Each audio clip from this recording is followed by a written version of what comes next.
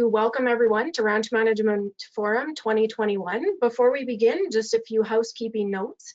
If you have questions during the presentation, you may type them in the question box or the chat box in the right-hand side of the control panel at the bottom, and we will answer all those questions at the end of the presentation today. The presentation is scheduled to take about an hour, leaving time at the end for questions. We will continue to answer questions past the 1 hour mark for as long as our presenter is willing to stay online with us. So as participants, if you need to log out early, please feel free to do so.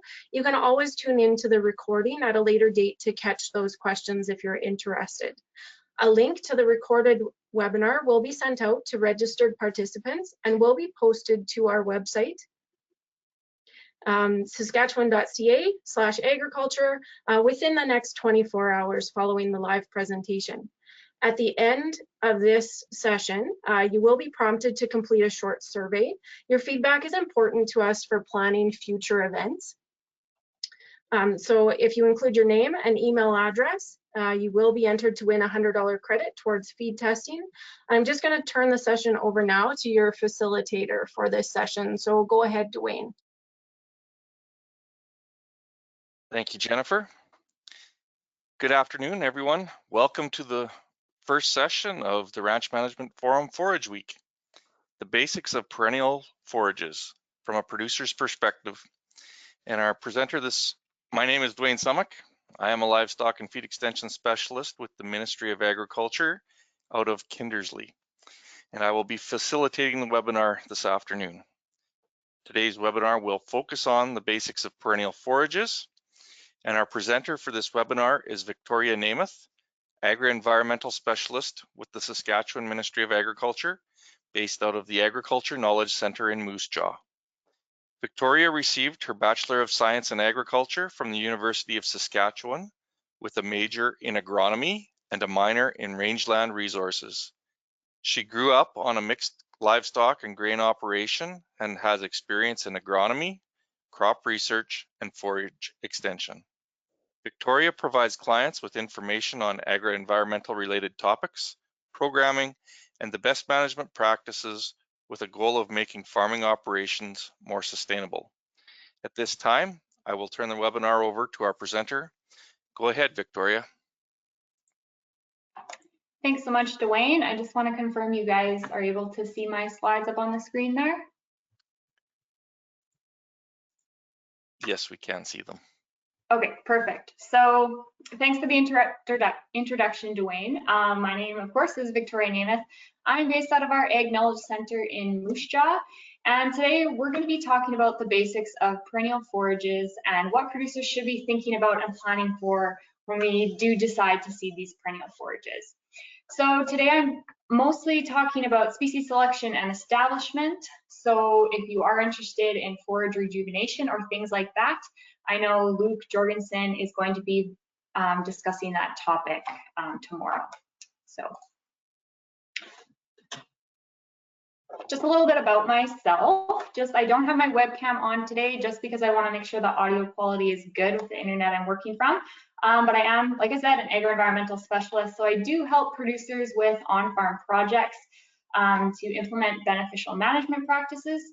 As was mentioned already, I did get my degree from the U of S in agronomy, and I minored in rangeland resources.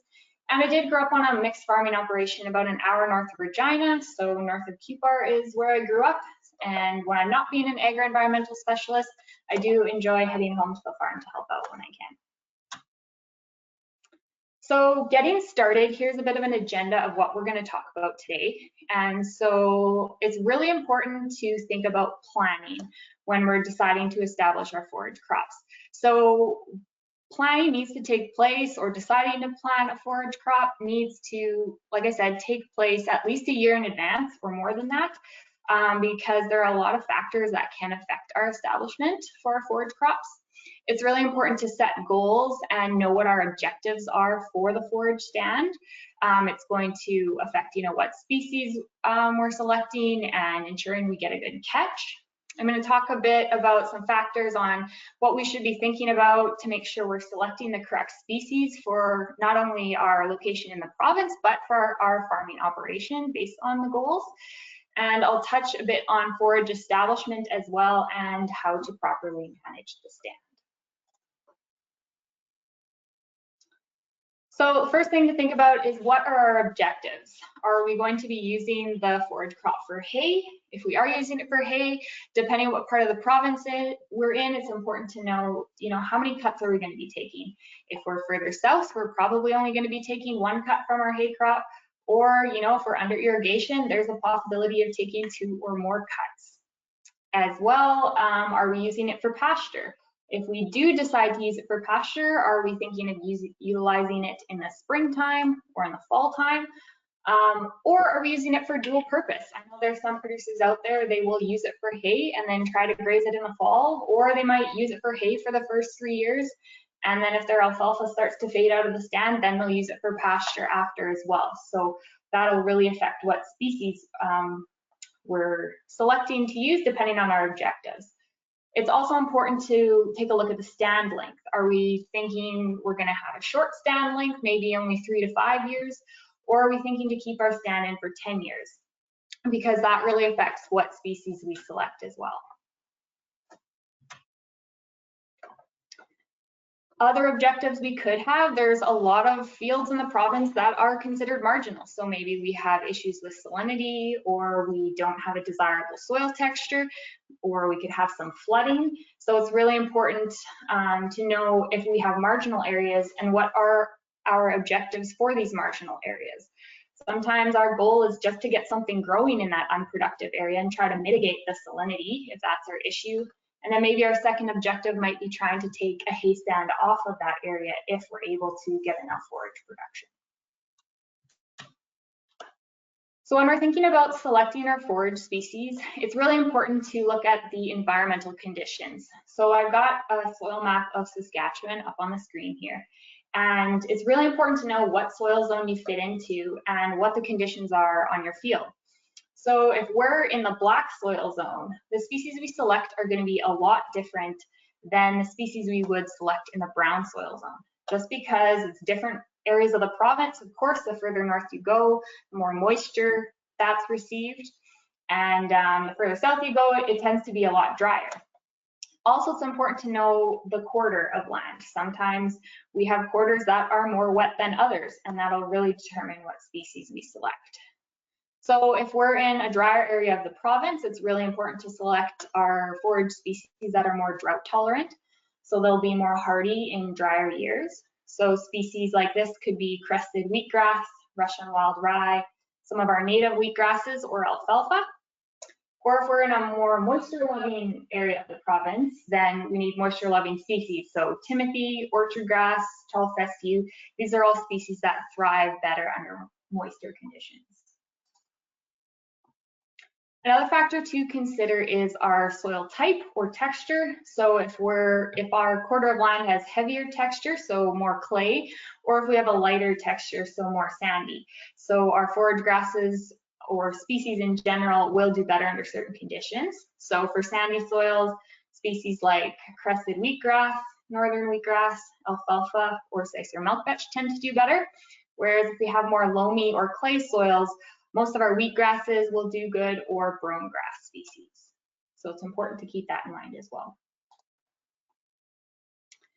As well, other factors to consider is how tolerant are species to things like flooding or wet conditions. So if I've talked to some producers where in their fields they might have less than 2 weeks of flooding, or they could have 2 to 6 weeks of flooding in the springtime.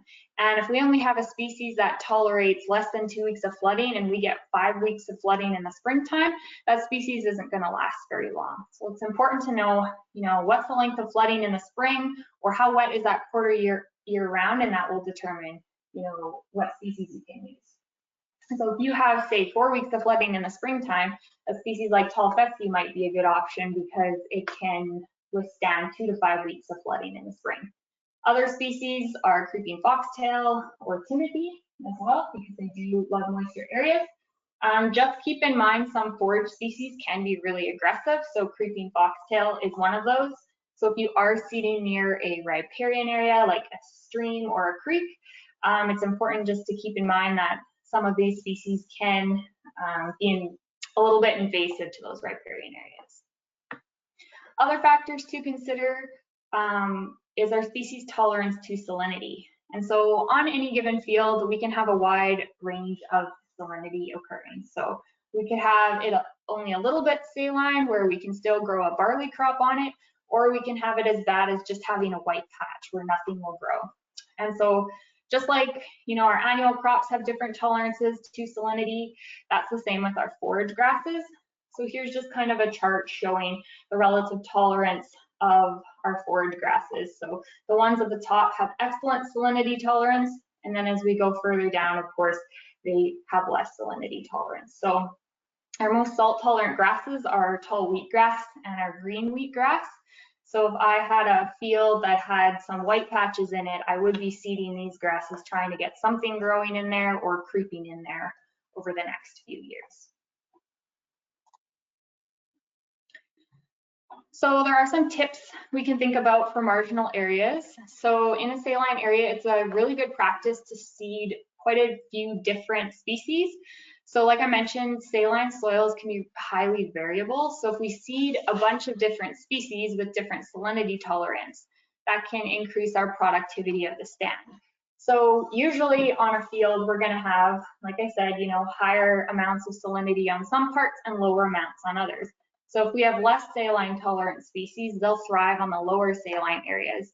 Where if we have extremely saline tolerant grass species, like, you know, our tall wheatgrass or green wheatgrass, they might grow a little bit better on those white patches. However, keep in mind their production isn't going to be as good as if you grew it not on a saline area, because it still is a marginal area. When we think about alfalfa, because typically on saline areas on fields, there is, you know, a higher water table or it is more wet. So alfalfa is a high water user. So if you include a tap-rooted alfalfa, it helps draw down soil water levels, which reduces the upward movement of the salts, which contributes to our salinity problem. And you can also put a bit of a creeping rooted alfalfa in there as well, because it will help absorb moisture that's closer to the surface. So when you talk to your retailer, there are options to get alfalfa that has 50% tap rooted and 50% creeping rooted, just to kind of have that dual action there.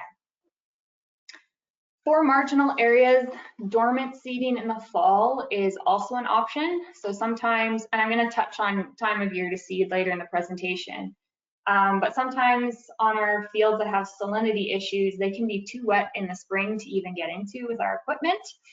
And so an option is to seed in the fall time, just prior to freeze up, and when our soil moisture levels are lower, so we can get our equipment into the field. And if we have higher soil moisture levels in the spring, it can actually reduce the salt concentrations a little bit in the rooting zone, so that gives our forage crop a better chance to establish as well. So that's an option too. Keep in mind, if you are dormant seeding, you should increase your seeding rate by 1.5 times the recommended rate, just because if we're seeding into a saline area, we're going to have higher seedling mortality, just because it is a marginal area. So when we're selecting forage species, other factors to consider is stand longevity. And so when we're looking at selecting forage species, we can have biennials, which are species like a yellow sweet clover. They only last around 2 years. We can have short-lived perennials or long-lived perennials. So depending what your goals are, if you want to keep the stand in a short rotation or if you want to have it in for up to 10 years, that's going to determine what type of species we get as well. And so it's also important to select for winter hardiness. So alfalfa winter hardiness and fall dormancy are kind of related. And so alfalfa varieties vary in how quickly they go dormant in the fall, and then that determines how well they survive the winter. So if we're to look at fall dormancy ratings for alfalfa, usually it's on a scale of 1 to 9, with 1 being the most fall dormant and 9 being non-dormant varieties. So going into dormancy early can reduce the regrowth in the fall, but that's a good thing if we're wanting our alfalfa plants to overwinter well over the winter and survive the winter. Whereas, of course, if they don't go dormant in the fall, they do produce more production, but they're more prone to winter kill. So basically our winter hardiness increases as our fall dormancy rating decrease. So just taking a look at short-lived species, there's species like intermediate wheatgrass, bird's foot trefoil, slender wheatgrass, or sandpoint. And it depends how you manage it too. Sandpoint can, fade out of the stand a bit earlier if it doesn't have a chance to reseed itself. If it is managed correctly, you can see it lasting longer in the stand. Some longer-lived species are things like crested wheatgrass, Russian wild rye, smooth brome grass, or pubescent wheatgrass. So then if we think about pasture species, we want to select species that have good regrowth potential and good resistance to grazing. So I'm going to use an example of our brome grasses. It's a pretty common grass that people are familiar with. So typically our popular brome grasses are a meadow brome grass or a smooth brome grass. Meadow brome grass is our typical pasture grass. And the reason for this is it's got good regrowth. So meadow brome has a lot of basal leaves at the bottom of the plant, but the growth points are lower down on the plant. So when that plant is grazed off, the growth points aren't grazed off, so the plant can just keep on growing.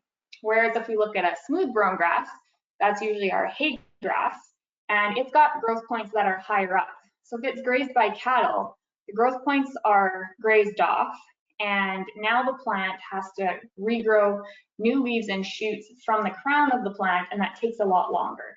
So it's important to select species that have a good tolerance to grazing. It's also important to think about when are we going to be grazing our pasture species. So are we going to be grazing in the spring, the summer, or are we looking at more of a stockpiled pasture? So an example of grazing in the spring could be something like crested wheatgrass. It's a grass that's growing really early. I know a lot of producers will have their calving pastures in crested wheatgrass just because early on in the season it gets growing and then it goes dormant kind of later in the season.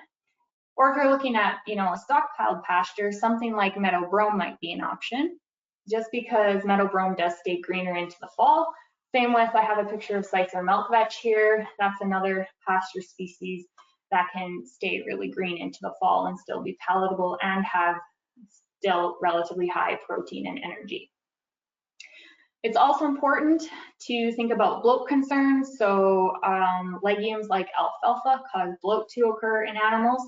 So in general, the rule of thumb is in our blends to keep, if we're grazing alfalfa, less than 10% of the mix, or 10 to 15% of the mix should be alfalfa.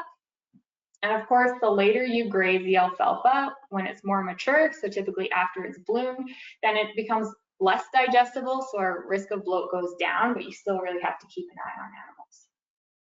You can also use non-bloat legumes in the stand. So like I mentioned, Sicer milk vetch I have a picture of here, or sandpoint.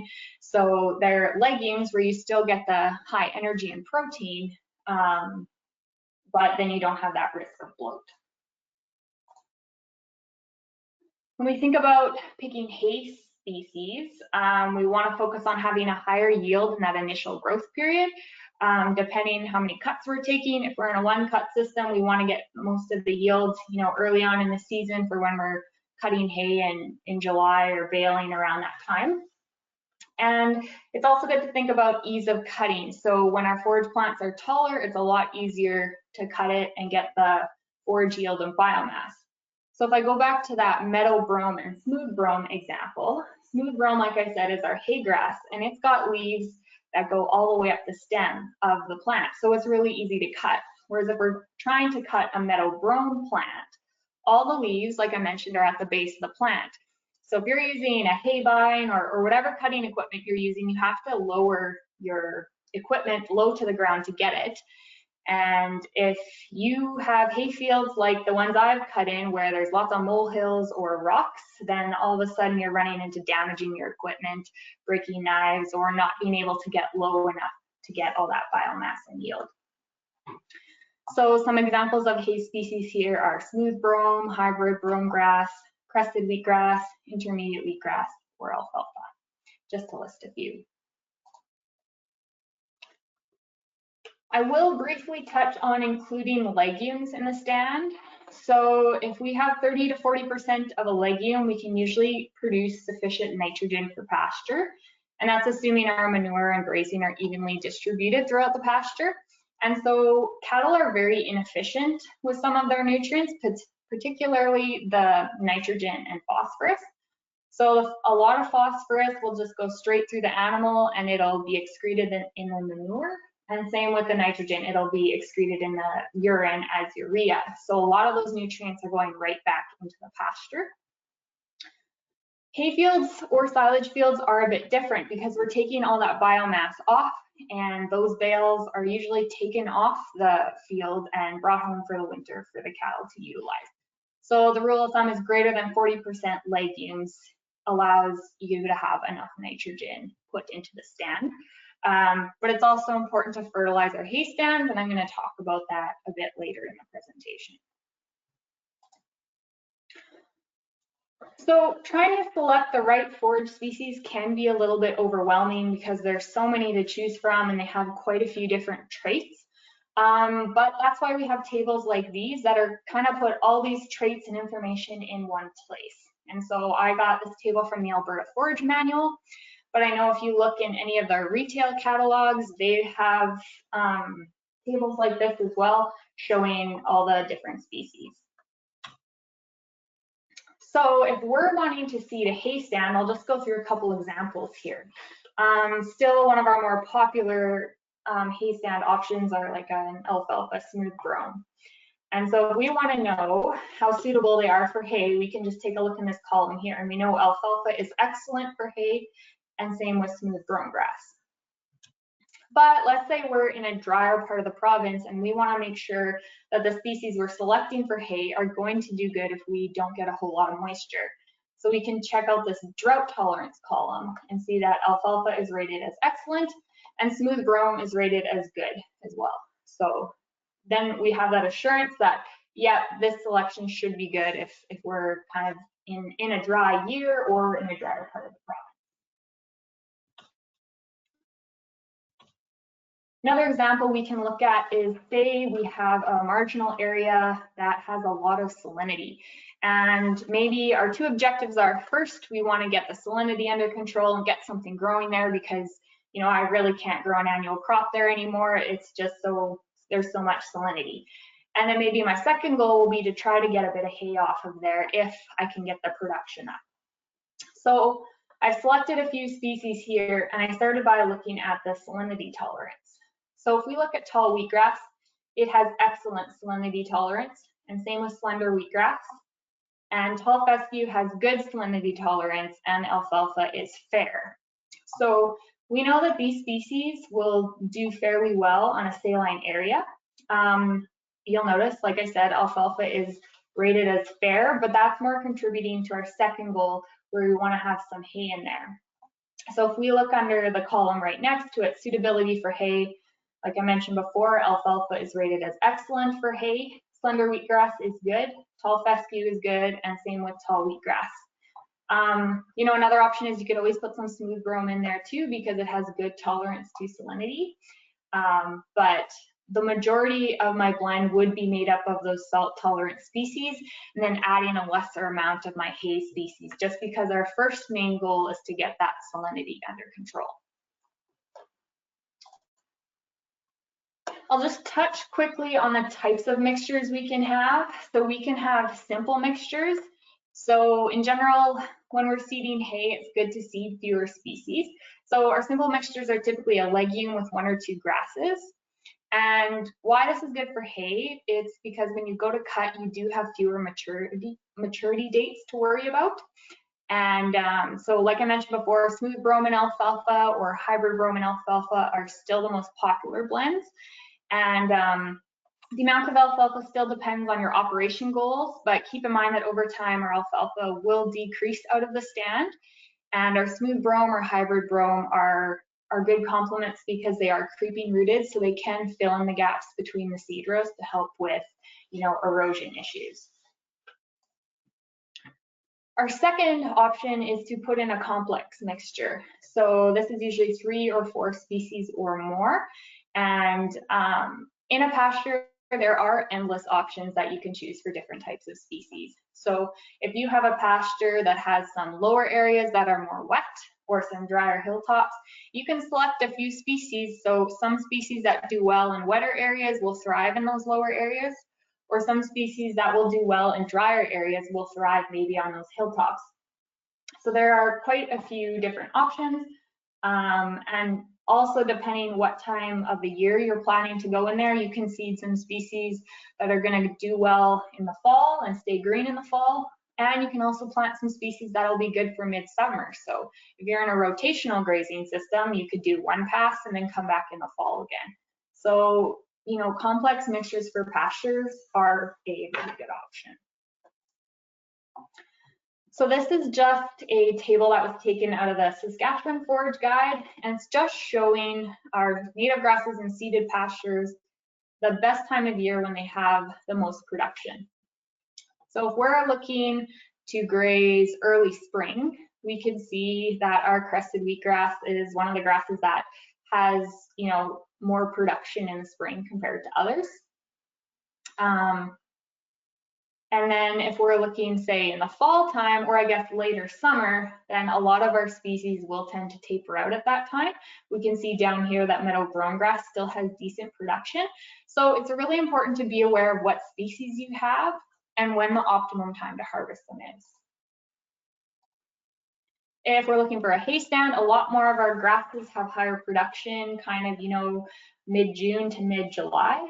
And so you can see here our smooth brome grass, which is a popular hay grass, has most of its production in this time period.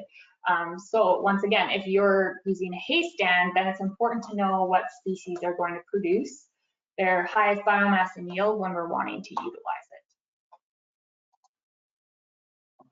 Now there are some good tools out there, and I just thought I would highlight this. The Forage U-Pick tool is recent. It just came out in the past year. And basically, it's a really handy tool. You can select what soil zone you are in the province, and then you can pick species that are suited to your farm. So you can, you know, select if you've got a saline area or sandy soils or the time of year you want to utilize it. And this tool will actually bring up different species that would work based on your criteria. And then you can click on each species and it'll give you more in-depth information about it. It can talk about its drought tolerance and its flooding tolerance and what it's best used for, if it's hay or pasture or things like that. It's also handy because it does have a seeding rate calculator. So I will touch briefly on seeding rates further on in this presentation. But you can fill out everything you want on here too, whether it's, you know, your pure live seed, what % of the mix you want your species to be, everything like that, so that you don't have to calculate it out by hand. So it is a unique tool to definitely jot down and check out after this presentation, because you can find out a lot of information about species. Okay, so next is forage establishment is the next little while I'm going to spend my time on. So it's really important to think before you seed. So the decision to plant forages should be made more than the year before, or at least the year before. And I would argue that it's just as important to plan your forages as much as you're planning ahead for your annual crops. Because if we're spending the time, the effort, and the money to put this forage crop in, and if we're planning to have it around for the next 5 to 10 years, it's really important that we get a good catch and we get the largest amount of yield that we can from it. And so the crop seeded before our forage establishment is really important because it can have effects on weed control and our herbicide residues. So as an example, if we grow a herbicide tolerant crop the year before we plant forages, provided we're in a conventional system, this allows us more options for controlling tougher weeds, so our winter annuals or especially our perennial weeds. Whereas if we seeded a crop that, like as an example, if we seeded lentils, they have not as many options for broadleaf weed control. We might have more weeds competing with our forage stand the next year. So that's really important. It's also important to note, if you do use a herbicide on the crop prior to our forage yield, that we're keeping an eye out if any of those herbicides have residuals. So if there is a residual, we're going to hinder our forage crop establishment and the germination the next year. So if we're planting a forage legume like alfalfa, we need to make sure soils don't have those residues. So an example of a herbicide residue is something like clopyralid. An example is Lawntrel. So if you spray Lawntrel the year before seeding forages, we're really going to hinder our alfalfa growth the next year. So it's really important to check out that crop protection guide and make sure there aren't any residues that are going to affect our forage crop. Another thing that is so important for forage establishment is weed control, especially in the first year. Forage seedlings grow really slowly and they're not super competitive in their first year. And so rapidly growing weeds can really outcompete the stand. So there is research out there showing that some broadleaf weed seedlings are capable of growing 5 times more rapidly than certain legume species. So if we don't get our weed control under control, then we're going to have issues with those weeds outcompeting the stand. And we're also, we're going to have them outcompeting the stand, and then it's going to affect our yield in the future. Also, once our forage stand is established, we have very limited options for herbicides, especially if it's a mixed stand. So yeah, because we have a grass and a legume, so it's really hard to spray anything in there to control our weeds. So it's really important to get a head start on that weed control. If we're, the year before spraying in the fall time, trying to get control of those winter annuals, and even doing a burn off in the spring, just to make sure we have a clean seed bed going in. Okay, so another really important thing to keep in mind is our seed bed prep. So forage seeds are a lot smaller than other crops. And so our seed bed conditions are really important. So our forage seeds, they need to be in contact with the soil in order to absorb water and germinate. If they don't have good seed to soil contact, we're not going to get that germination occurring. And also, if our seed bed is firm, it allows our equipment to place our forage seed at the correct depth. So kind of a rule of thumb is if you were to step on a firm seed bed, it should barely leave a footprint on the surface in general, depending on the size of the person walking on the field, of course. Seeding depth is also really important for forages. So as I mentioned, our forage seeds are a lot smaller. So the recommended rate is depth is 1/4 inch to 1/2 inch. So this research here, this graph is from the Alberta Forage Manual. So 1.5 centimeters is our 1/2 inch depth. And you can see as we get deeper than that, our percent emergence really goes down, just because our little seed doesn't have enough energy to get its shoot all the way up to the surface to start photosynthesizing. So there are some species like Timothy and bird's-foot trefoil that have very small seeds, and those species need to be seeded at 1/4 inch, whereas our other ones we can get away with 1/2 inch seed depth. Just a note on quality seed, it's important to get good seed so you can get certified seed, which basically gives you the assurance that you know what percentage of the seeds are weeds and what your germination is in there as well. So yeah, certified seed will give us good germination and seedling vigor, and we're also guaranteed low amounts of weed seed present. So next, just to talk on seeding rates as well. So generally our plant populations and seeding rates should increase with increasing soil quality and available moisture. So on the screen here, I've showed our target seeds per square foot in each soil zone. And as you can see here, of course, we're going to have more seeds per square foot, the more moisture we have. And so for our seeding rate, there is a calculation that is involved, and it really depends on the species that we're seeding and the amount we have in the mixture. So to calculate seeding rate, we need to take into account the number of seeds per square foot. So if we're in the dark brown soil zone, we know we want 20 to 25 seeds per square foot. But we also need to look at our species, and each species will have a certain number of seeds per pound, just depending on the seed size. So there isn't ever a general seeding rate for each soil zone. It depends what species you're seeding, and that's going to cause it to vary. And we also need to keep in mind our pure live seed. So when we do get seed, our pure live seed is just our purity times our germination. So we might have 85% pure live seed, meaning 85% of the seeds are going to germinate. So important to keep that in mind. I didn't put the whole formula up here just because we don't quite have enough time to go through the whole calculations today, but I do have my contact information at the end of the presentation if anyone has questions as well.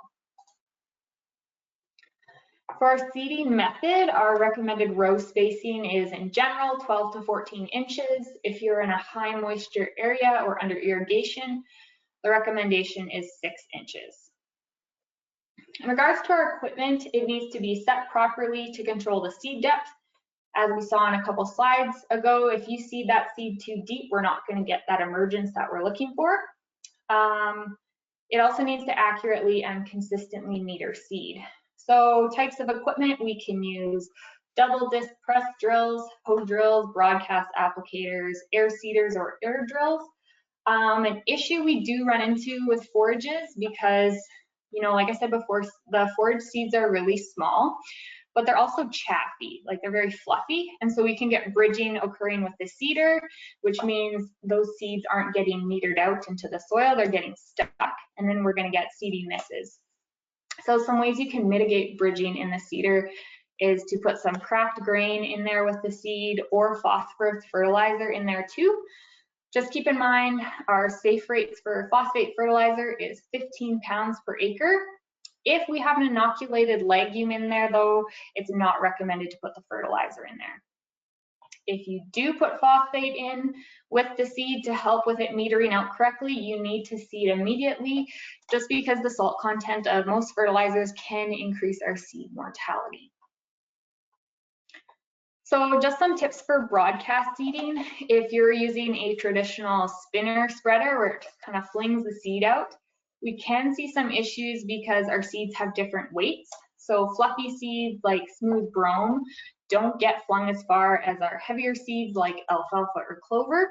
So we can get an uneven distribution of forage plants within the stand. However, people have typically moved towards more of a dribble type of boom spreader that uses air or mechanical distribution systems. So, you know, an example would be like a Valmar, a floater, or a Terrogator. So they can help with seed distribution, but we still need to make sure that we're harrowing or packing in order to get good seed to soil contact. If we just let them sit on top of the soil, they, you know, could have a chance of blowing away or, like I said, not getting that good seed to soil contact to germinate.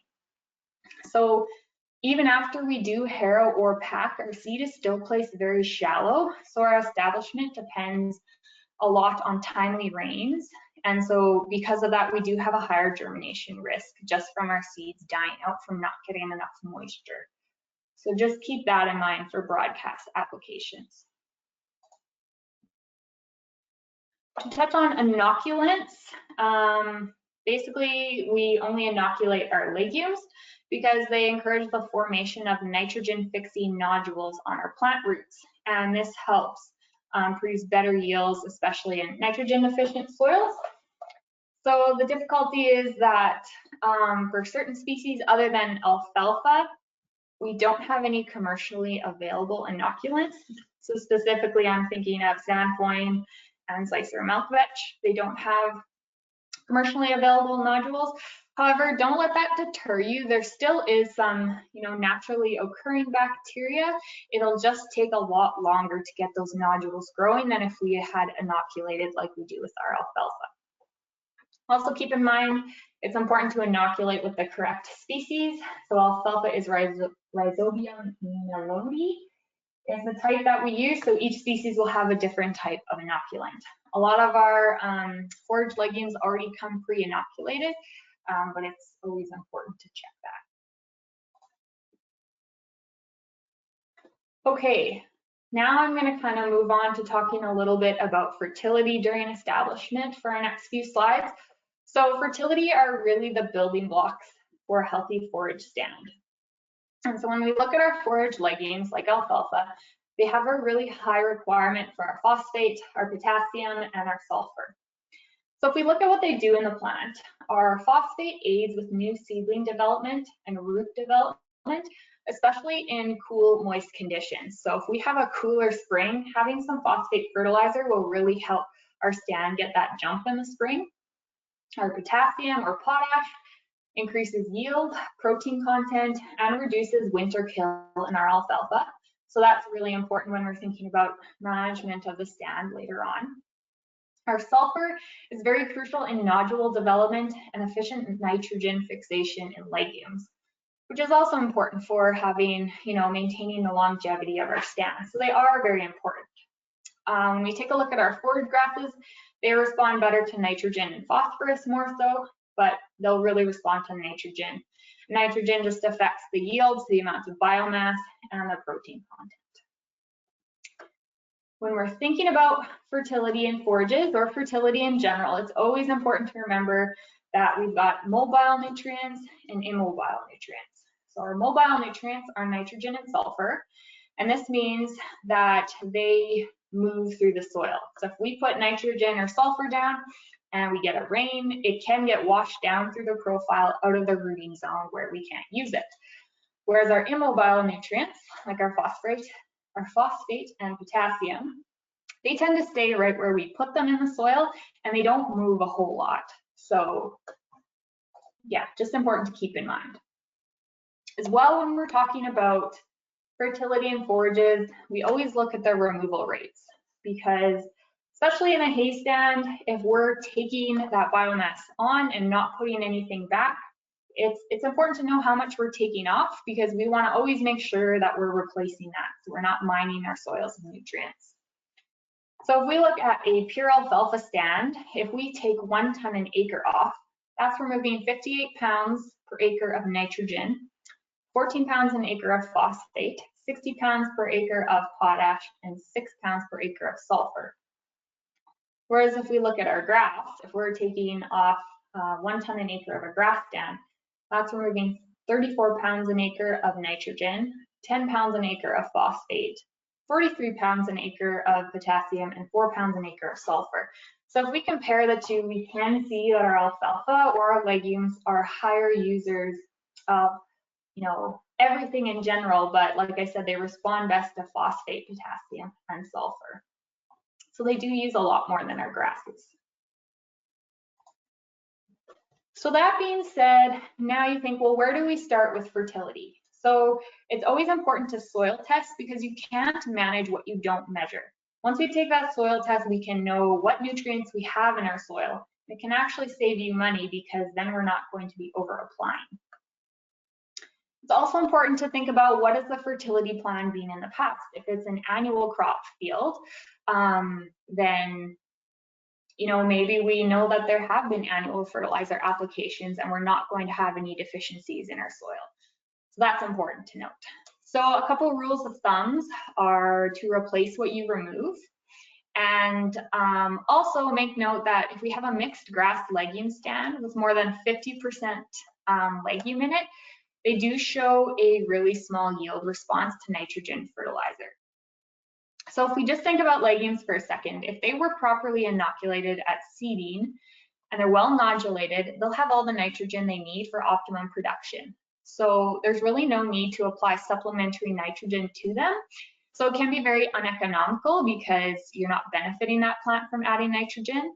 And it won't, if we add nitrogen to a legume stand, it won't increase the yield, and it actually can really increase the competition from our grass species or weeds, and that can really shorten the life of the stand. So a common problem is deciding, I have a mixed grass and legume stand, should I apply nitrogen? Well, the main decision that you need to make, are we dealing with a legume field with some grass species, or are we dealing with a grass field with some legume? So here I've got the yield response. There's a very small yield response to more than 50% legume. If we think of it economically, the economic cutoff for nitrogen fertilization is if we have 25 to 30% legume in the stand. At a greater percentage legume than this, it's probably not best to apply nitrogen. Also keep in mind, if we apply more than 35 pounds per acre of nitrogen to our legumes, that can really suppress our nitrogen fixation in alfalfa. So basically our alfalfa plants become pretty lazy because that nitrogen is already there, so they see no reason to have to fix their own. So just some things to keep in mind for fertility. So when we think about fertilizer and nutrient stewardship, putting the right amounts on, putting it in the right place in the right time of year, it's important to know what our fertilizer safe rates are. So for phosphorus, we can put no more than 15 pounds per acre of seed-placed phosphorus in moist conditions. Any higher amounts than that will really affect our stand. All of our other nutrients should be placed away from the seed.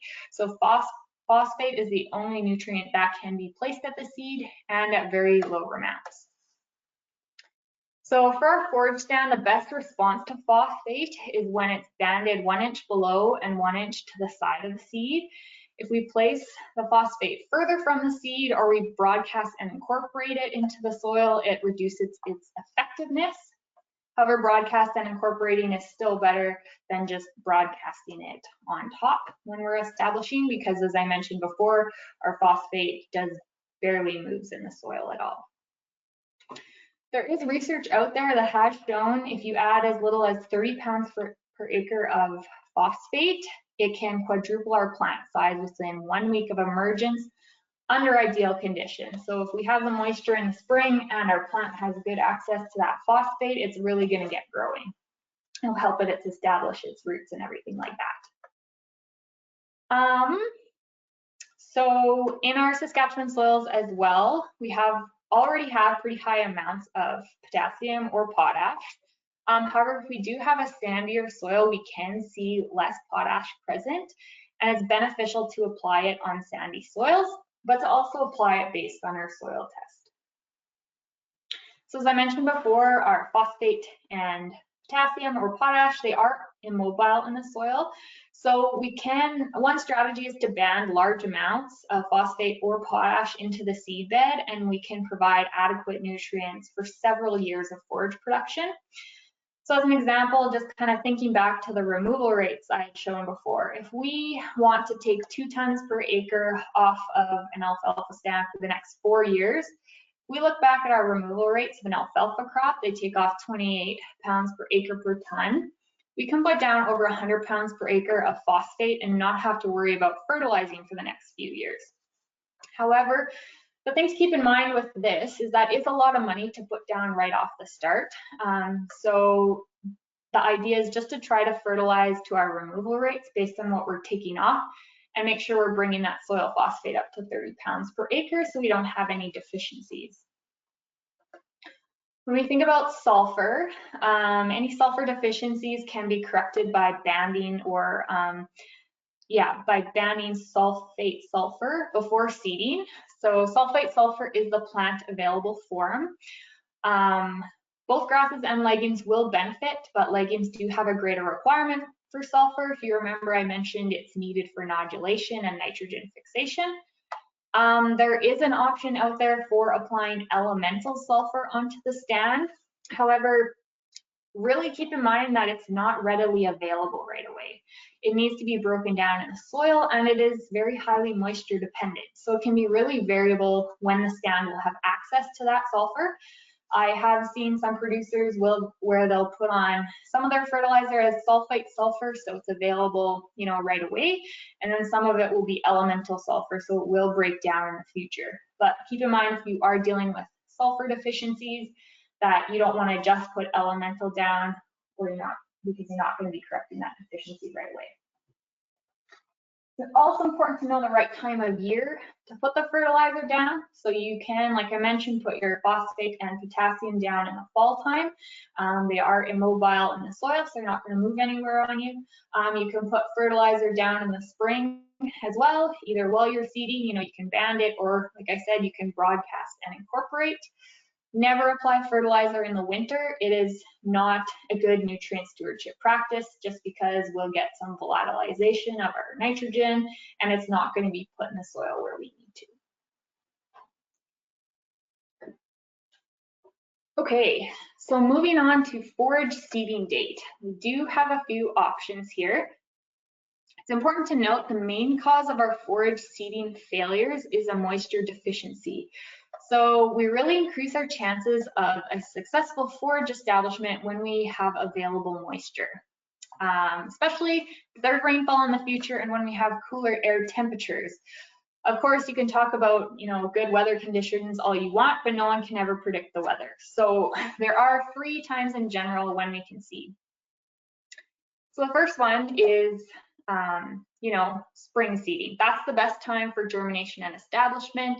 It's cooler. We're not going to have that summer heat beating down on our little seedlings that are trying to grow.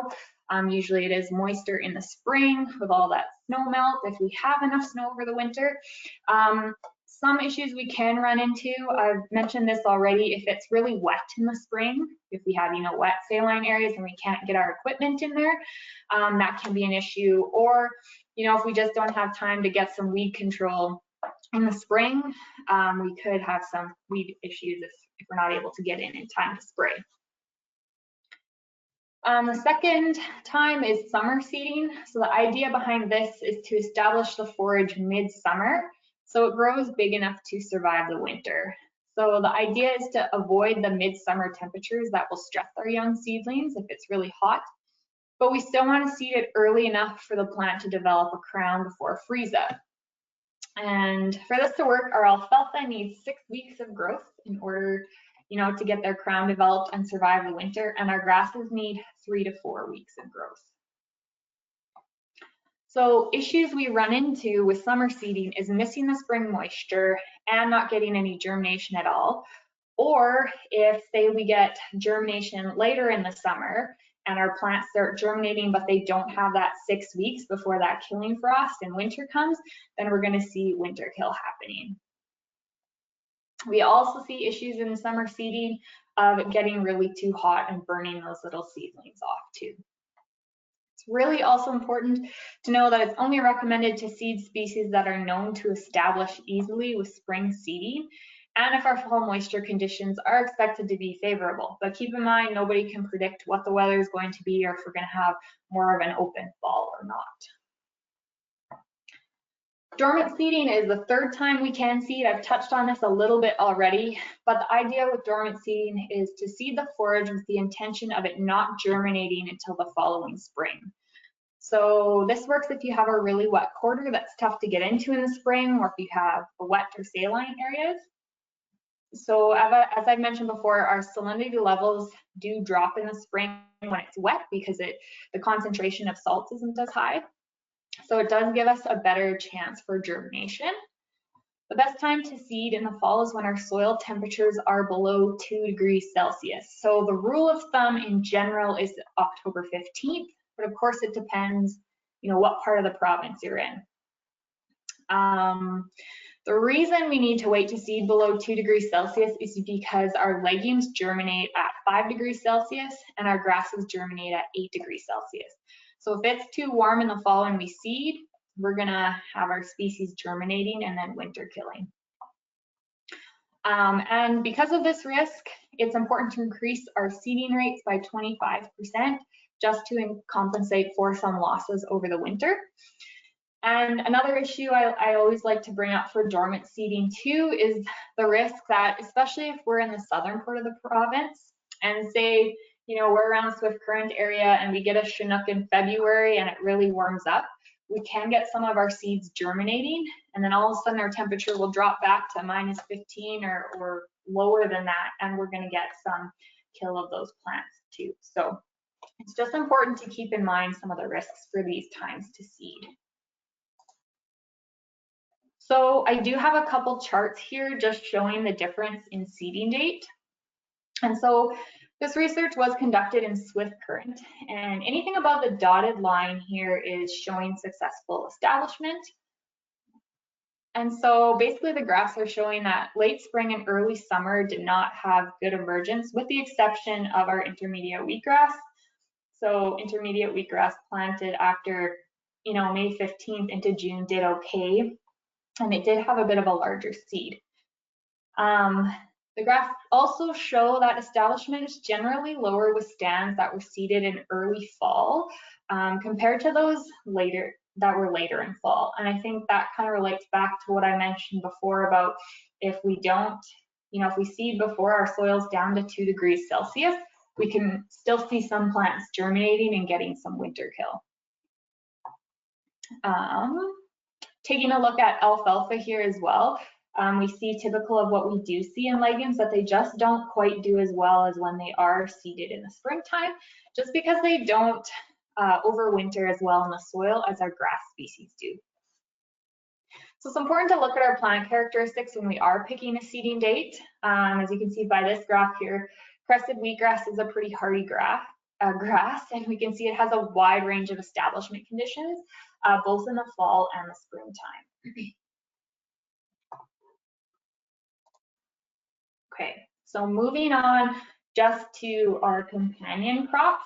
So for companion crops, I always like to say we should really put emphasis on having good environmental conditions for our forage crop and not producing a bumper companion crop. The goal of the companion crop is to protect our forage seedlings. So yeah, we want to protect our forage seedlings from wind and heat and reduce soil crusting and erosion. Companion crop will also compete, with weeds. However, the disadvantages of companion crops is they do compete with our forage crop, and they compete for water, nutrients, and light, and especially in drier areas of the province. So that's something to really be cognizant of, because if we are in a really dry area, it could hinder our forage crop more than help it. So that being said, when we're thinking about selecting a companion crop, we want one that's not very competitive. So commonly, an annual crop like oats is seeded, and oats, is less competitive than a barley crop. And so the general practice is to harvest our companion crops as early as we can for green feed, so they don't compete with the forage crop later on in the season. And so in order for this to be successful, it's recommended to reduce the rate of our companion crop to a third or half of the normal seeding rate. And, harvest that cereal companion crop at the recommended stage for green feed. And we want to get those swaths and bales off the field as soon as we can, so we're not providing shading for those forage species. It's also a good practice to leave the stubble higher to trap snow. So if we cut that companion crop a bit higher, that allows us to get some snow catch and get some moisture early on in the spring on that field. Another question I often get is, establishing after an annual crop or a perennial crop. So typically after we break up a forage stand and then we want to seed a new one, the typical practice is to seed an annual crop for 1 or 2 years. And the reason we do this is to get any weed problems we have under control. And we want to make sure we're seeding into a clean seed bed. So another reason as well is not only the trash buildup that we can have if it's from a previous forage crop, but if it is from our previous forage crop, we're going to get a sod layer that's trying to break down from that previous crop. And we need to see how much residue is left in the field. So if we do have excess trash in the drill row, it will reduce our germination. And if we have sod breaking down from a recently cultivated or terminated forage stand, it can keep the seed bed loose, and we're not going to get that good seed to soil contact that we need. It also can be hard if we have a really thick thatch or sod layer to get that seed deep enough into the soil that it might be seeded too deep as well. So sometimes if we have a lot of sod that needs to break down, if we can delay seeding our forages to the next year, seeding that annual crop will allow that sod to break down a bit better. If you are seeding into heavy sod, we may need to adjust the packer wheels on our equipment to ensure good seed to soil contact or rolling that seed bed. Okay. I will just touch briefly on alfalfa autotoxicity as well. It shouldn't be too big of a concern, but I still thought I would touch on it. So Alfalfa produces a toxin that's called metacarpin, and basically it allows the plant to manage its own stand density, so it only reduces the plant vigor on alfalfa plants. So we only see this as a problem when we are reseeding alfalfa into an existing stand or one that has experienced stand loss from flooding or winter kill. So a general rule of thumb is to wait 12 months before seeding alfalfa back into alfalfa residue. And earlier than that, our stand density will be reduced and it can reduce our plant vigor and lower yields. So this picture here is just showing if we do have autotoxins present in the soil, we're going to have smaller alfalfa plants with smaller root systems, and they might not survive as well. However, keep in mind that there are factors that affect the toxicity in the soil. So we do need 2 years of alfalfa growth for the toxin to build up. And usually that toxin is only released once the stand is terminated. Effects are most severe in the initial year on sandy soils. So the toxin is water soluble and can leach out of the rooting zone with sufficient moisture. But if we do have clay soils, it can really hold that water and prolong the effect of the toxin. But however, I will say, keep in mind, don't let this scare you away from, if you're rejuvenating a stand. And like I said, I'm mostly talking about establishment here, but if we have higher alfalfa present when we terminate it, we're going to have higher concentrations in the soil. But if you think about it, often when we are rejuvenating forage stands, there's not a whole lot of alfalfa left in the stand if it's 10 years old. So usually it's not anything to worry about, because if we only have 5% alfalfa in the stand, we're not going to have much toxin in there. Okay, so now if we think of harvest management for our stands, cutting hay stands should occur at roughly 10 to 25% bloom. And this goes back to what your goals are for the stand. And so if you're on a dairy operation, your goals for alfalfa are to have, high energy and high protein. And so you're going to want to cut your alfalfa stand earlier, maybe even earlier than 10% bloom. You might be cutting it at bud stage, because how it works is, in our alfalfa specifically, the younger the stand is, the higher energy and protein that it has. Whereas the more mature our stand gets, we lose some of that energy and protein, but we get a higher yield. So it's trying to balance having a high yield and still having a good forage quality, if you're a cow-calf producer. Or like I mentioned, if you're a dairy producer, you might be cutting earlier just to get that good quality. So it's important to kind of cut at that 10 to 25% bloom. If you do leave it too late, you're going to be losing a lot of your hay quality. Talking about winter kill prevention, it's important to inoculate our seed properly. This helps get some good end fixation going. Seeding winter hardy varieties, like I've already talked about, fall dormancy and winter hardiness. Maintaining our adequate soil phosphorus, and managing our stubble for maximum snow cover so we can get that moisture. Just a note, our rule of thumb, I guess, we need 6 weeks of regrowth before a killing frost. And the general rule of thumb is to cut no later than August 15th, of course, depending what part of the province you're in. So I will note that our killing frost is basically when our temperatures go down to -1 to -4 for 4 to 6 hours. And that's basically going to cause our plants to be dead for the season and not regrow. And so if we cut after August 15th, we don't get 6 weeks of good growing conditions to build up those root reserves before hard frost. And so basically what happens is, once we defoliate our forage crops, it needs to draw the energy from its roots in order to grow leaves to start photosynthesizing again. And it takes about 6 weeks for the plant to get growing again before it can start putting those carbohydrates back down into the roots to allow it to survive over winter. If we don't give it 6 weeks of recovery, it's not going to have enough carbohydrates in its roots, and then we're going to see winter kill occurring. So that's important to keep in mind. So once we say we do get our forage stand established and growing, I often get questions as to what is the utilization in the year of establishment. Are we allowed to graze it, or are we able to hay it? The general rule of thumb is it's not recommended, just because our plants are still trying to, get those energies down into its roots and still expanding its root system and trying to get established. There are certain species that you actually can graze in the first year or hay in the first year if you do have enough moisture. One that does come to mind is Dahurian wild rye, but typically it's not recommended to use in the first year. If you are in a pinch and you do need to utilize it, the recommendation is to try to leave 70% of that biomass so that you're not stressing the plant too much in that first year. And just keep in mind for general pasture management, for every day in the spring that you delay in grazing, you get 3 days of grazing in the fall. So if you're, trying to graze too early in the spring, it's really going to cut back on your production later in the season. Of course, depending on what you have set up for your management, you still might have, a sacrifice field in the spring that you're kicking your cows and calves out to.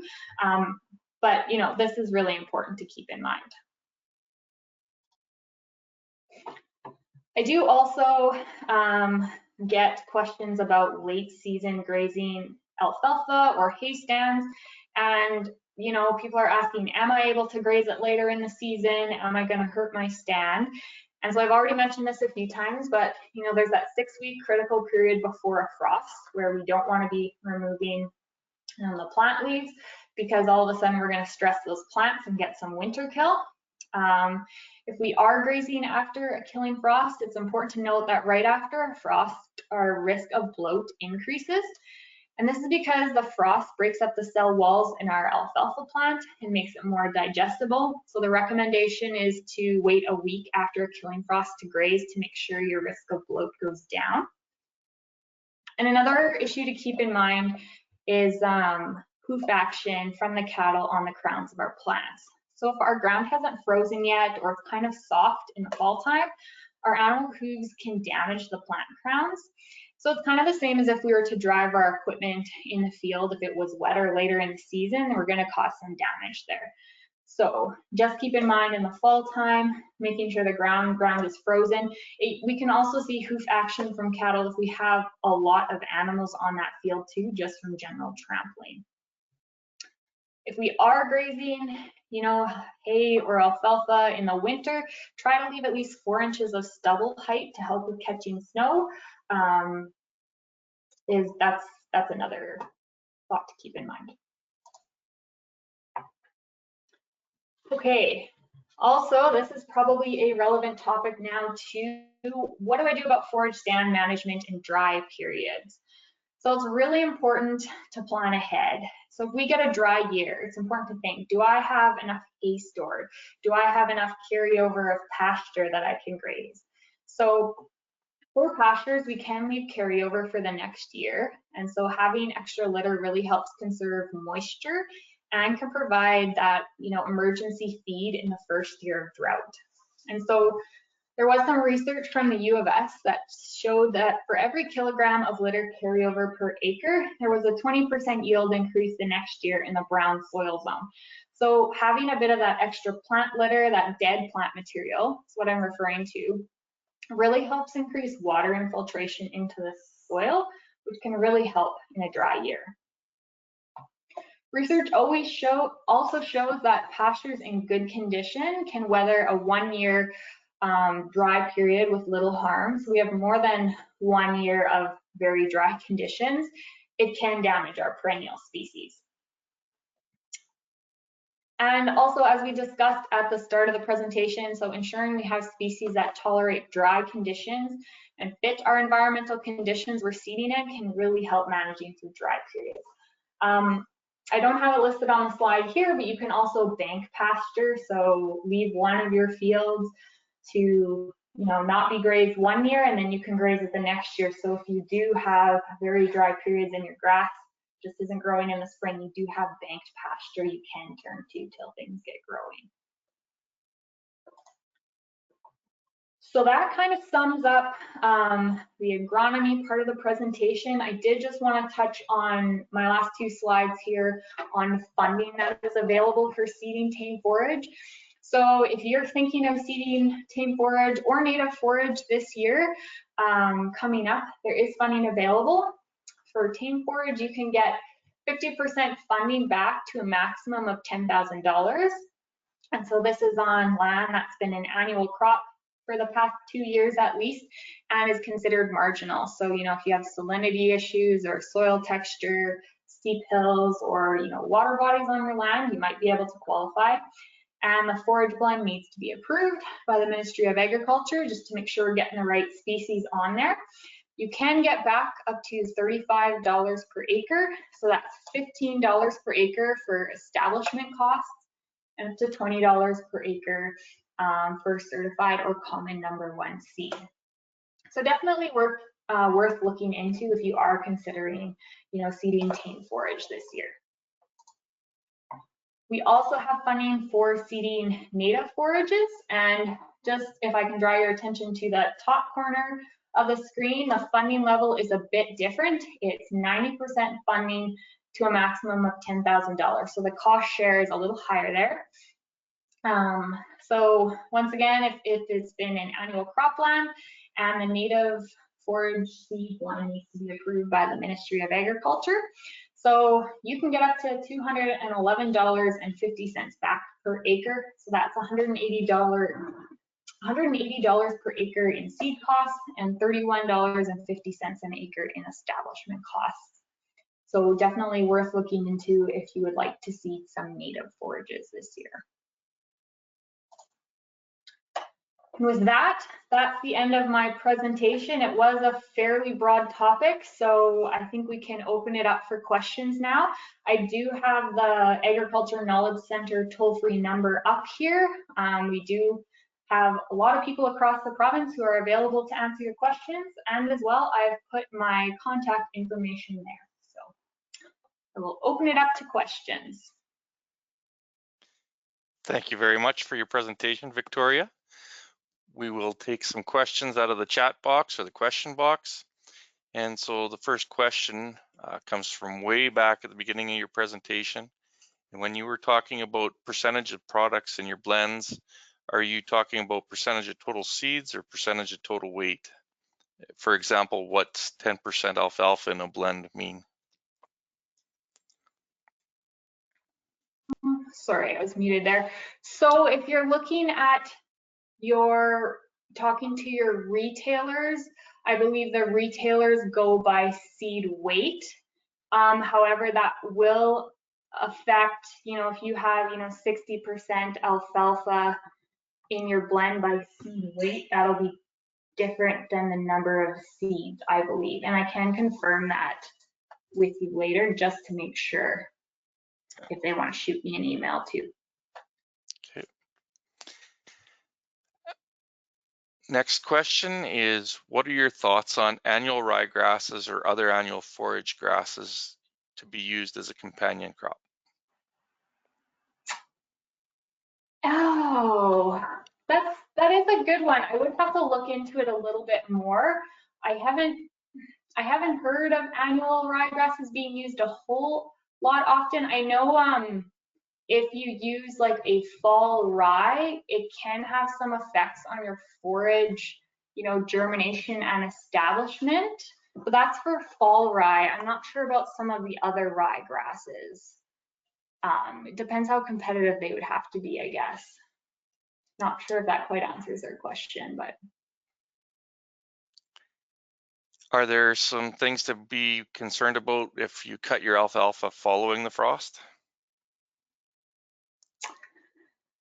I don't think so, other than if you leave it too long and your alfalfa plants really start to senesce, then you're not going to get a whole lot of leaf material and your quality drops fairly quickly after a frost and your plant is dying off. So it would mainly be if your leaves are all falling off your plants, you're not going to get a yield and your quality declines very quickly. As well, if, as I mentioned before, if your ground isn't hardened, then you could be damaging your crowns as well, driving on it so late in the season. Okay. Are there any pests that are of concern in newly established forage stands? For example, significant cutworm damage in new alfalfa stand with the oat companion crop?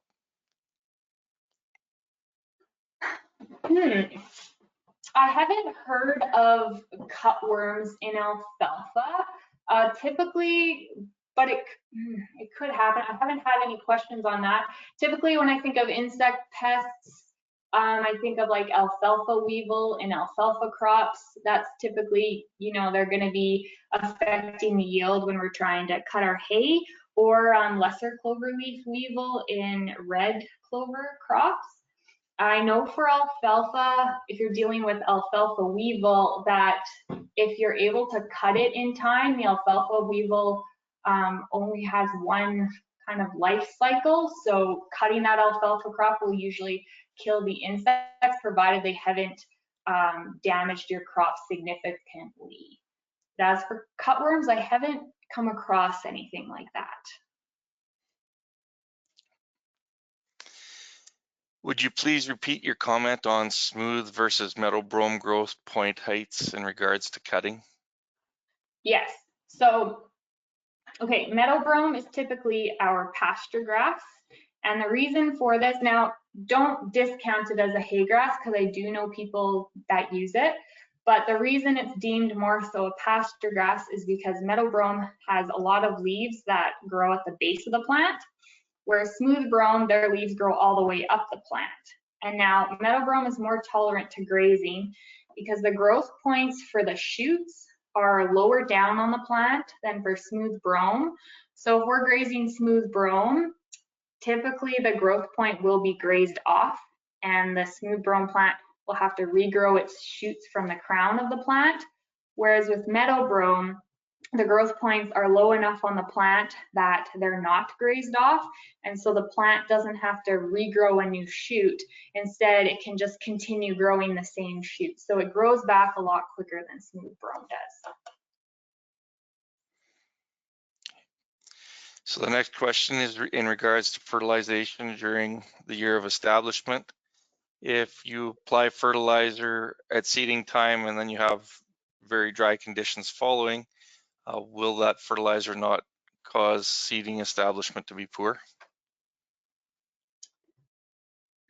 As long as you're not applying it with the seed, ideally when we are establishing and fertilizing in the spring, it is ideal to have, moisture after. If you're, banding that fertilizer or broadcasting and incorporating, as long as it's away from the seed, you should be okay. Of course, if you're talking about having the fertilizer safe rates for phosphate, I did mention that the recommendation is 15 pounds per acre under moist conditions. So if it is a drier year, then 15 pounds per acre of phosphate next to the seed could be too high, yes, and you could damage your seedling. Next question is in regards to inoculation or uninoculation of sandfoin and Sicer milk vetch. Do you just seed them without inoculation since there is no specific inoculants, or would you go ahead and use the alfalfa inoculant to go with those with Sicer or sandfoin? No, you would just seed it not inoculated, because each, I believe that's the recommendation, because each species requires a different strain of rhizobium. So alfalfa requires a certain one, same with red clover and sandfoin. So because there isn't anything commercially available, I believe you would just seed it without inoculant, and then hopefully that some of those native bacteria in the soil might be able to start, allowing that plant to nodulate. Next question is very specific in terms of what type of seed blend would you be looking for if you were establishing a field for fall and winter grazing in the brown soil zone? For fall and winter grazing, so you would want to be looking at species that do stay greener into the fall. So species that come to mind would be like a meadow brome grass. It does stay greener into the fall. Sicer milk vetch is a non-bloating legume that will stay greener into the fall. Keep in mind though, it does like a bit moisture conditions. However, I have heard of some producers kind of in the Swift Current area who have done not bad with Sicer milk vetch, provided they didn't graze it the rest of the season. So if you're only wanting to graze it for fall or winter, you could put a vetch in and it will stay green far into November and still palatable. But keep in mind, in a brown soil zone, Sicer milk vetch can take longer to establish too, to get going. And yeah, so those are the two that come to top of mind. I would have to look into a few other species just to kind of come up with a few more options, but there is that Forage U-pick tool as well that you can select, you know, picking a species that'll be for fall or winter grazing, and they'll come up with some options. But you can also give me a call or an email later and we can discuss it further.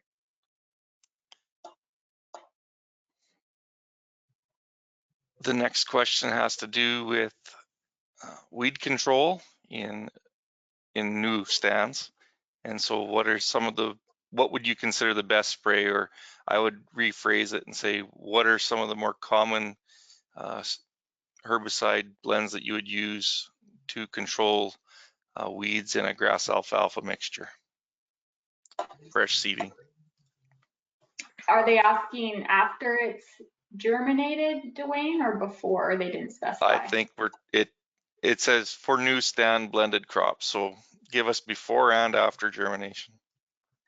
Okay, so typically, like, you can, before seeding, you can do a glyphosate application, you know, to try to get control of those weeds. There are other options in our guide to crop protection as well, other than glyphosate. Of course, you just have to look at if there's any soil residual. In regards to once our grass alfalfa stand has germinated, our herbicide issues are very limited and almost non-existent. So there might be a couple that are very critical. You know, if you have seedling grasses, you're okay to spray on it for certain weeds. Off the top of my head, I don't have those, but you have to check in the guide to crop protection. But generally, if we've got a mixed legume and grass stand, it's very hard to do weed control because, you know, with our herbicides, typically they're going to select for a broadleaf or a grass, and because we have both in there, we're going to end up killing one or the other. We'll kill out our grass or our alfalfa.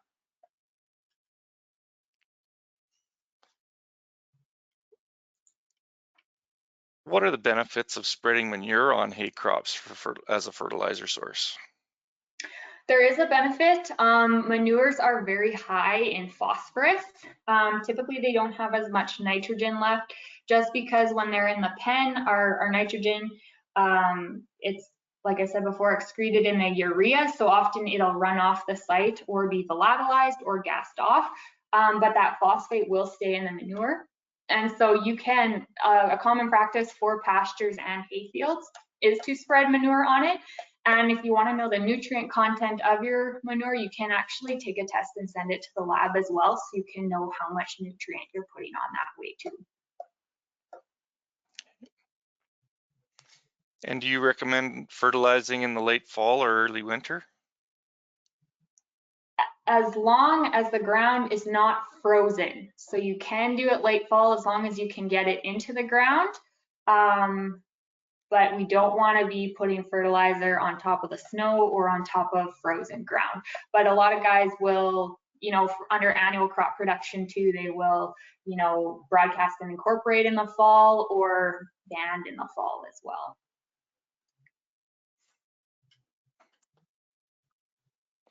All right, there have been a few more comments in regards to the herbicide question.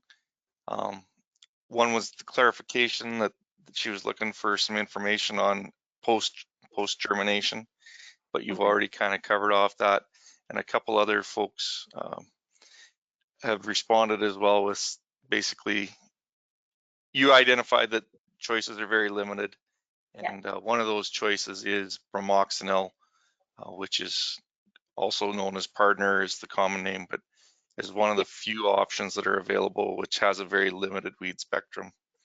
Yes, yeah. Thank you for that comment. So, with that, it appears that many of the questions have been answered. Oh, we still have one more just pulled in here. So if you're direct seeding into sod pasture versus breaking it up to reseed, what do you prefer? What do you recommend? So Mike, just to clarify their question, if they could respond, are you talking, like I was talking about, if you're spraying out your forage crop and then seeding into it, or are you talking if your forage stand is still alive and you're sod seeding into it as a form of rejuvenation? Are they able to clarify? I guess I could say it's been sprayed out, it's been terminated, and so would you go to the work of basically doing multiple cultivation passes, or would you give the sod a bit of a time to break down and then direct seed your next annual crop into it as a way to give the sod then a chance to break down? Yeah, you could spray it out and then seed your annual crop right into it. Keep in mind though, like I mentioned before, there is that sod, so you could work it once. It also depends on what your soil texture is too, because sometimes there are fields that are very sandy and very erodible, and it's a lot of risk of erosion to try to work that up if your soil is just going to blow away. So yeah, typically if you have a larger seeded annual crop that you can go in, it'll do a bit better than seeding a forage right after, and then it'll give it a chance to break up. But you could, spray it and do a pass and then try to seed your annual crop in there. And what are your thoughts on yellow flowered alfalfa? Yellow flowered alfalfa, I believe that is the creeping rooted alfalfa are usually the yellow flowered ones. And so they kind of spread out over time and they can kind of use up moisture closer to the surface. So it's kind of a good option to use if you're looking for your alfalfa to spread out a bit. I would have to look and refresh my mind a bit more on those yellow flowered alfalfas for you though. So if that person would like to shoot me an email, we can definitely chat more about it too. Next question. When you are choosing to seed forage and the field was used for annual crops prior to that, is there a way to see what length of withdrawal for herbicide residues may stay in the soil? Yes, if you look at our guide to crop protection, and you can look under the herbicide you use, there will be recommendations for what crops you can seed after it. And if there's any risk of soil residual, it can tell you, if you have to wait a year or 10 months. Our guide to crop protection also goes in depth discussing herbicide residues in dry years, because our herbicides need moisture to break down. And so if we are going through a dry year, there are some recommendations as to what you can or cannot seed after that herbicide. So it's best to check the herbicide label or a guide to crop protection as well. Yeah. Okay. What can be done to reduce I'll start over.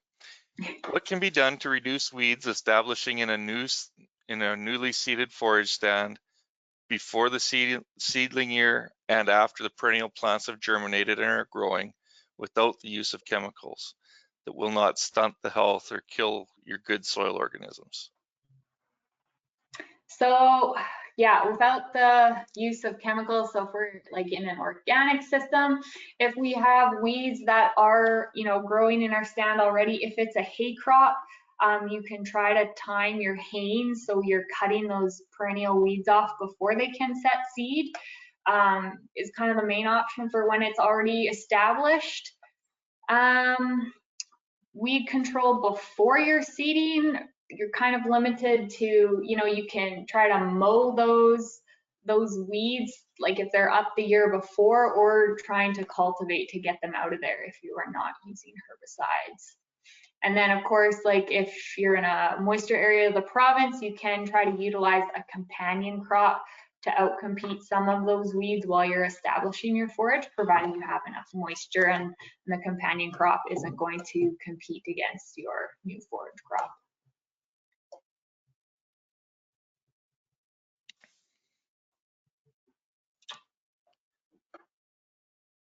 All right, well, you mentioned a couple of rebates programs at the end. Are they available to be, is more information available to be found on the government website? Yes, they are. If you go to saskatchewan.ca/cap, that is where all our programs are, and this is under our farm stewardship program, and so that can be found under the tab Environmental Sustainability and Climate Change.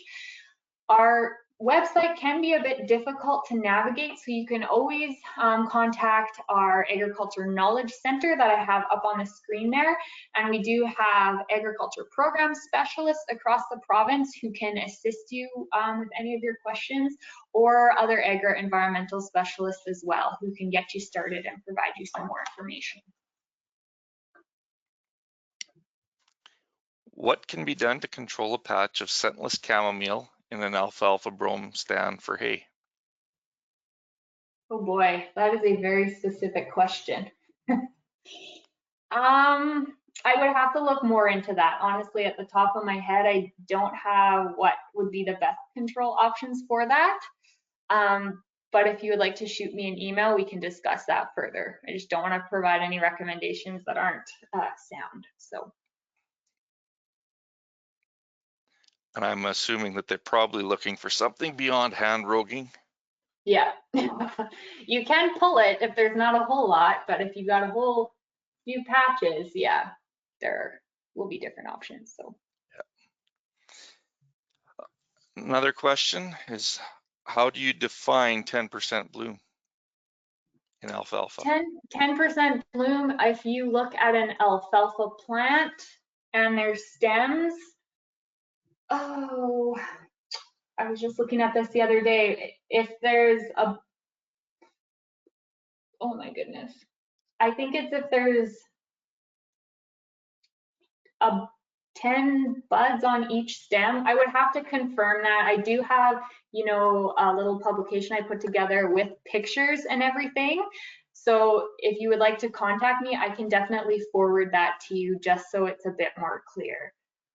So simple answer to that question is if you have 100 alfalfa stems, if there are 10 visible flowers Yes. on those, if there's 10 Yes. stems with a visible flower. Yes, thank you, Dwayne. So, well, we've had very many questions this afternoon, and we thank you very much for your presentation, Victoria. And I would like to thank everyone for joining us for this Ranch Management Forum Session 1. There will be an additional four more sessions this week, and herd improvement will occur next week. So please make sure that you've taken the time to look at the agenda and sign up for any webinars that may be of interest to you. Please be aware that there have been significant number of participants signed up for these webinars, and so you may want to plan on logging in a few more minutes in advance. So with a 12:30 start time, we'll plan on start logging in by about 20 after 12 so that we can continue to operate on time. And if anyone has any further questions regarding this topic or other agriculture related questions or inquiries, please contact your nearest Saskatchewan Agriculture Regional Office or call the Agriculture Knowledge Center at 1-866-457-2377. Or you can also check out our website, saskatchewan.ca/agriculture. Thanks again for joining us today, and have a great afternoon.